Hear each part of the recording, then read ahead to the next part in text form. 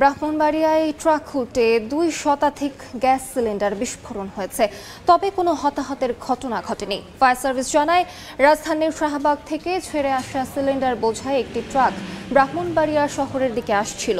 পথে বিরাসার এলাকায় পৌঁছালে হঠাৎ নিয়ন্ত্রণ হারিয়ে উল্টে যায় ট্রাকটি। এ সময় বিস্ফোরণ হয়, ট্রাকে থাকা 2 শতাধিক গ্যাস সিলিন্ডার আগুন ধরে যায় ট্রাকে।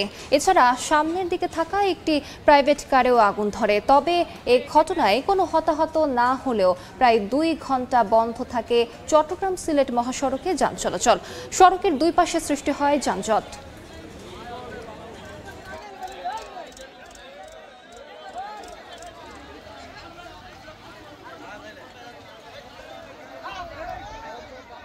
এখানে তো গর্ত বুঝতে পারি নাই, জুড়ে টান দিয়েছে, গাড়ি উল্টে ফুল দিকে পড়ে গেছে। মূলত দুর্ঘটনায় রাস্তার কারণে আমাদের জুড়ে আমরা অত এলাকার মানুষ কেউ আর রুমের ভিতরে বাসার ভিতরে কেউ নাই। ফায়ার ফাইটিং এর যে কৌশল আছে, অফেন্সিভ ডিফেন্সিভ মুডে কাজ করে আমরা আগুনটা নির্বাপন করতে সক্ষম হয়েছি।